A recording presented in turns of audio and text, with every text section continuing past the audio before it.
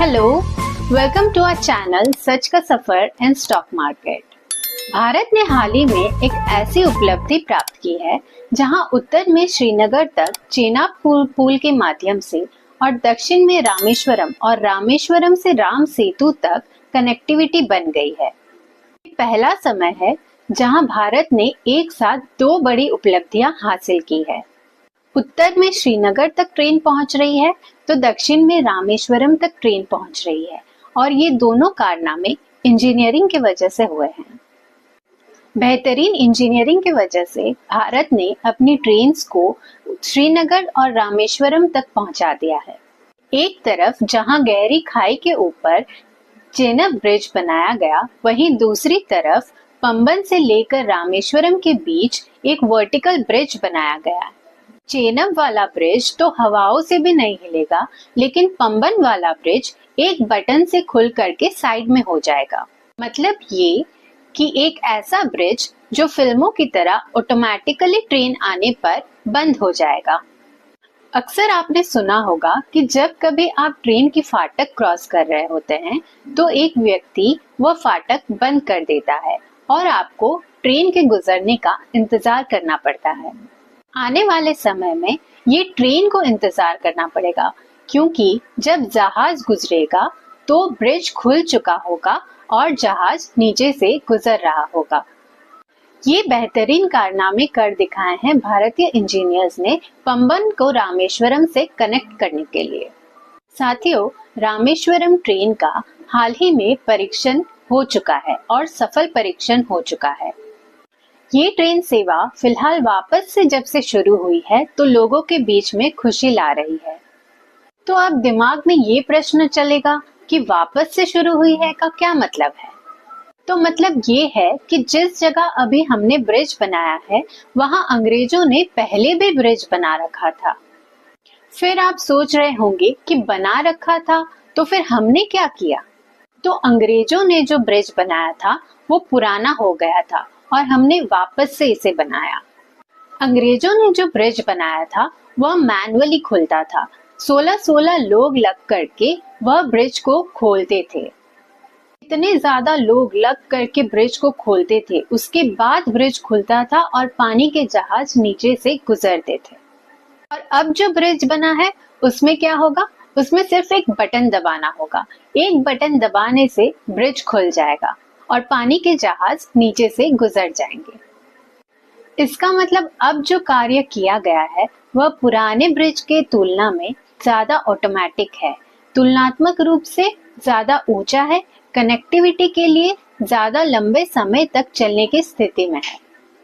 इसका मतलब ये हुआ कि इस ब्रिज से बनने से पुराने ब्रिज की जो अपनी एक उम्र थी वो पूरी हो गई और इस ब्रिज के बनने के साथ साथ एक बवाल भी शुरू हो गया। बवाल ये शुरू हो गया कि अंग्रेजों ने जब ये ब्रिज बनाया था आज से करीबन 100-150 साल पहले, तो वह ब्रिज अब तक चला।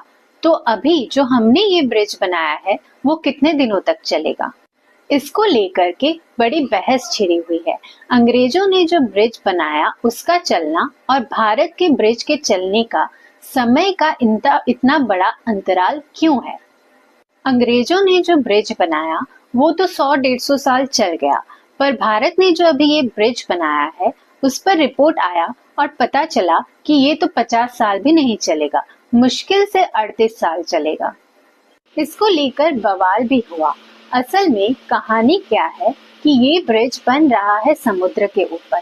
समुद्र में है पानी और पानी है खारा। खारे पानी के वजह से कोरोजन इफेक्ट आता है। कोरोजन मतलब जंग लगना, आसान भाषा। तो जब लोहे को जंग लगती है तो वह खराब होता है। लोहे की अपनी एक उम्र होती है, कुछ समय बाद उस ब्रिज को आपको खत्म करना ही पड़ेगा। तो यहाँ फिर एक सवाल आएगा कि अंग्रेजों ने जो ब्रिज बनाया था वह 100-150 साल कैसे चल गया? तो दोस्तों, अंग्रेजों ने जब ये ब्रिज बनाया था उस पर चांदी का एक लेप लगाया था। चांदी के कुछ ऐसे तत्व मिलाए थे जिससे कि ब्रिज मजबूत बने और काफी लंबे समय तक चले। तो फिर अब सवाल आएगा, तो फिर हम लोगों ने ऐसा क्यों नहीं किया? क्योंकि चांदी महंगी होती है। इसके साथ साथ हाल ही के समय में जो भी अंतर्राष्ट्रीय मानक पूरे किए जाते हैं वो लोहे के ब्रिज से पूरे किए जाते हैं, और लोहे के ब्रिज से जो भी अंतर्राष्ट्रीय मानक पूरे किए जाते हैं वो हमने भी किए हैं। हमने अंतर्राष्ट्रीय मानक पूरे कर लिए ये जानते हुए भी कि फिर से पैसा लगाना पड़ेगा, तो इस बात पर सरकार ने भी जांच बिठाई थी। इस पुल पर 2 बार ट्रायल हो चुका है। हमने अंतर्राष्ट्रीय मानक तो हासिल कर लिए, पर राष्ट्रीय मानकों का क्या? फिलहाल के लिए मैं आपको बता दूं कि भारत के दक्षिणतम राज्य तमिलनाडु में पंबन से लेकर रामेश्वरम तक और रामेश्वरम को फर्दर एडम्स ब्रिज यानी राम सेतु तक कनेक्ट करने वाला ये ब्रिज अपने आप में काफी सारी खासियत लेकर के है। जहां पर अंग्रेजों का बनाया हुआ पुराना bridge surgeon rolling lift technology से काम करता था, वहीं पर दूसरा नया ब्रिज जो है वो वर्टिकली अपवर्ड पैरेलल लॉ के साथ काम करता है। पुराने ब्रिज को बनाने में जहां सिर्फ 20 लाख रुपए की लागत आई थी, वहीं नया ब्रिज बनाने में करोड़ों की लागत आई है।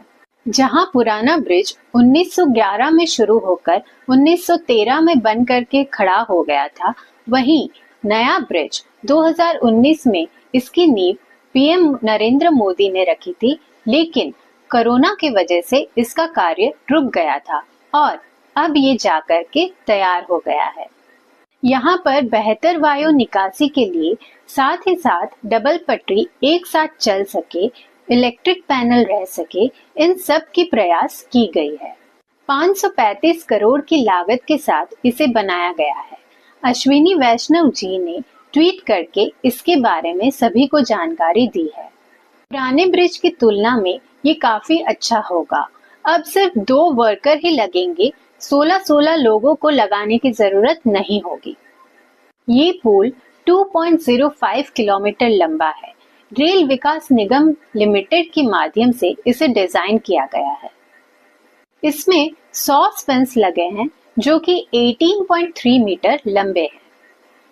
इसको बनाने के लिए इसके अंदर उपयोग करने के लिए हाइड्रोलिक सिलेंडर्स, इलेक्ट्रिक मोटर्स और गियर सिस्टम्स का इस्तेमाल किया गया है।